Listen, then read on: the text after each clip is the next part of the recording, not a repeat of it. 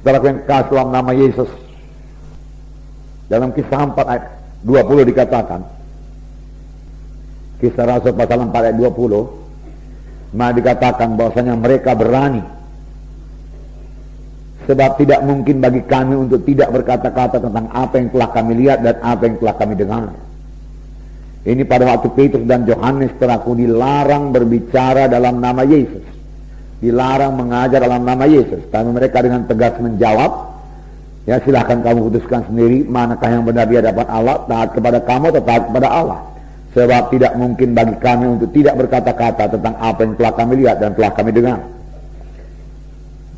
Tidak mungkin kami berhenti, tidak mungkin kita tidak berkata-kata tentang Yesus kalau Yesus dalam hati kita, saudaraku. Amin, saudara. Yesus begitu baik, begitu setia kepada kita, begitu mengasihi kita, saudaraku, menyertai kita, saudaraku, mendengar doa kita, menjawab doa kita, melindungi kita, saudaraku, memberikan darahnya, menyucikan dosa kita, saudaraku, memberikan Roh Kudus dalam kita, saudaraku, sehingga kita hidup berkemenangan, saudaraku. Tidak mungkin bagi kita untuk tidak menjadi saksi Tuhan. Firman Tuhan berkata, kamulah saksi-saksiku. Tuhan Yesus memanggil Petrus dan berkata, aku jadikan kau penjala jiwa. Pada waktu Tuhan Yesus mau naik ke sorga, saudaraku, dia berkata kepada Petrus, gembalakanlah domba-dombaku. Dan semua kita mengambil bagian, saudaraku, bersaksi, saudaraku, membawa jiwa-jiwa. Pada hari pembimbingan di sini saya bacakan Markus pasal 2 itu, saudaraku, di mana 4 orang menggotong 1 orang yang lumpuh untuk bertemu dengan Yesus. Jadi 5 orang yang punya iman, yang mengatasi semua halangan, yang kerja keras, saudaraku, bahkan berbuat sesuatu yang tidak biasa diperbuat oleh manusia, supaya jiwa-jiwa itu bertemu dengan Yesus. Mereka mempunyai hikmat, saudaraku, daripada Tuhan, saudaraku. Kalau dilihat oleh orang dunia akan berkata, apa yang kerja orang itu? Panjat-panjat atap lagi, panjat-panjat rumah orang, merusak rumah orang. Nah, orang tersebut bisa minta ganti rugi dan lain sebagainya. Tapi Tuhan berkata, hai anakku, imanmu telah menyelamatkan engkau. Dibereskan Tuhan dulu jiwa manusia itu. Dalam KKR ini juga, saudaraku, yang paling penting itu keselamatan jiwanya. Keselamatan jiwanya, barulah kesembuhan tubuhnya. Pada waktu pelayanan Tuhan Yesus, saudaraku, selalu mengajar lebih dahulu, baru dia menyembuhkan. Kalau orang itu menerima pengajarannya, Tuhan Yesus dapat menyembuhkannya. Amin, saudara. Firman Tuhan Mazmur 107 ayat 20 berkata, disampaikannya firman-Nya dan disembuhkannya mereka itu. Disampaikannya firman-Nya dan disembuhkannya mereka itu. Firman Tuhan sampai sekarang berkuasa. Amin, saudaraku. Firman Tuhan tidak berubah. Langit bumi boleh berubah, tapi firman Tuhan tidak berubah. Biar kita semua mempercayai firman Tuhan, saudaraku. Pegang firman Tuhan. Bahkan untuk kesembuhan kita, saudaraku, pegang firman Tuhan. Tuhan berkata, sembuh-sembuhlah itu, saudaraku. Katakan kepada Tuhan, saya percaya saya sudah sembuh. Saudara katakan demikian kalau saudara sakit. Biar yang lemah berkata, aku kuat. Let the weak say, I'm strong. Let the poor say, I'm rich. Ya. Biar yang miskin berkata, aku kaya. Mengapa, saudaraku? Karena Tuhan setelah menjadi miskin, supaya dengan kemiskinannya kamu menjadi kaya. Punya iman ini, saudara. Saudara masih muda. Amin, saudaraku. Ya, dia betul-betul menjadi miskin, saudaraku, dan dia hanya miskin dalam satu perkara. Dia menjadi miskin, saudaraku, dalam bidang materi saja.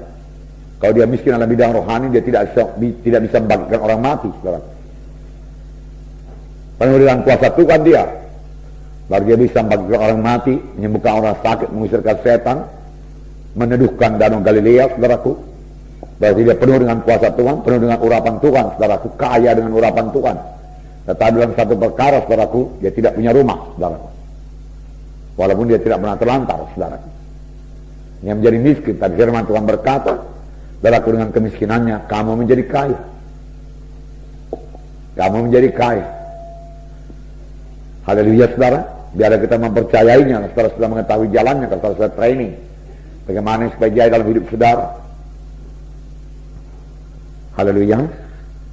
Ya, tetap hidup dalam Tuhan, dan firman Tuhan berkata Tuhan akan menggenapkan hari-hari hidupmu, tahun-tahun hidupmu. Tuhan akan menggenapkan tahun-tahun hidupmu.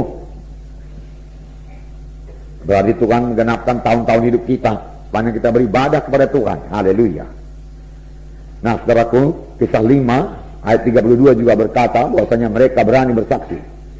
Dan kami adalah saksi dari segala sesuatu itu, kami dan Roh Kudus yang dikaruniakan Allah kepada semua orang yang mentaati Dia. Haleluya.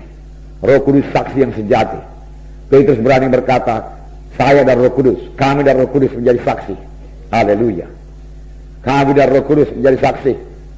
Semua perkara itu dia katakan. Dia baru ditangkap, baru dipenjarakan, tapi malaikat Tuhan bebaskan dia. Bukannya dia takut, dia mengajar lagi saudara, dan ditangkap lagi, dan dia diri lagi, dan disuruh lagi jangan berbicara.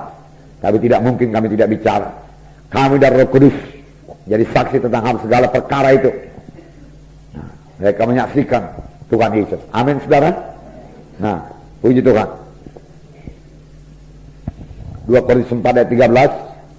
2 Korintus pasal 4 ayat 13. Saya membacakan pada saudara. Sini dikatakan, namun karena kami memiliki roh iman yang sama, seperti ada tertulis, aku percaya, sebab itu aku berkata-kata, maka kami juga percaya, dan sebab itu kami juga berkata-kata. Aku percaya, sebab itu aku berkata-kata. Kami percaya, sebab itu kami berkata-kata.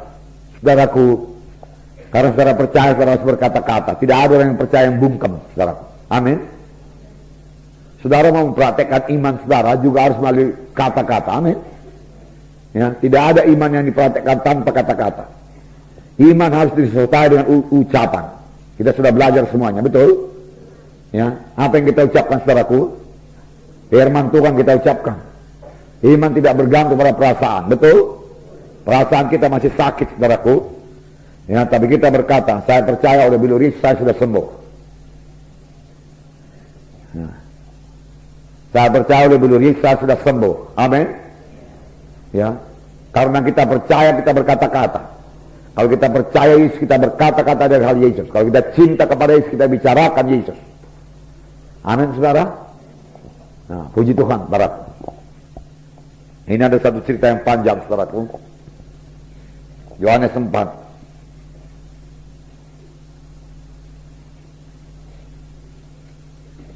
ayat 1 sampai 25. Kalau saudara baca terus saudaraku, nanti perempuan ini saudaraku lari ke desanya saudara, lalu mengabarkan bahwasanya dia sudah bertemu dengan Mesias. Lalu orang desanya datang menyambut Yesus. Lalu Yesus tinggal 2 hari di kota Samaria, dan seluruh kota Samaria mendengarkan Injil Tuhan. Nah, saudara yang kasih dalam nama Yesus, saudaraku Yesus, saudaraku dalam waktu dia di dunia ini mengerjakan pekerjaan Bapaknya. Dia juga tahu capek, saudara. Tahukah saudara ayat 6 mengatakan dia letih.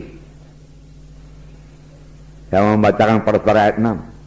Di situ terdapat sumur Jakub. Yesus sangat letih oleh perjalanan, karena itu dia duduk di pinggir sumur itu. Hari kira-kira pukul 12. Saudara, dia dalam keadaan tubuh manusia. Dia tahu letih. Tapi dia jalan terus. Dia duduk di perigi itu, di pinggir perigi sumur Samaria.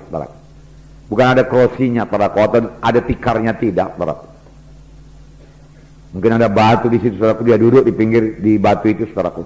Dia capek, sangat letih. Yesus tahu apa artinya letih, karena dia manusia. Nah, selama dia di dunia, dia selalu berkata anak manusia. Dia tertidur di perahu karena kecapekan melayani, saudara. Pada zaman dahulu melayani, saudaraku, di sini ayat 1 tadi dikatakan bahwasanya dia akan pergi, saudaraku, dari Yudea kembali ke Galilea, tapi dia harus melintasi Samaria. Dengan apa? Jalan kaki, nggak ada kendaraan yang lain, jalan kaki. Nah, berapa kilometer? Saya nggak tahu, saudaraku. Sampai dia sangat letih, dia haus. Dia perlu tidur, saudaraku. Dia tertidur, saudaraku. Itulah dia Tuhan Yesus, saudaraku.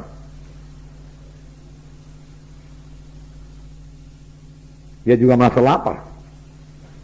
Firman Tuhan berkata, sudah dia puasa 40 hari 40 malam, dia merasa lapar. Dan setan menggoda. Jadi kala batu ini jadi roti. Nah, setan juga tahu kapan, saudaraku, keadaan tubuh jasmani kita ini lemah. Setan mau mencoba mengalahkan kita. Tapi biarlah kita jangan mau, kita selalu bersandar saudaraku kepada Roh Kudus yang di dalam kita. Amin saudara. Ya.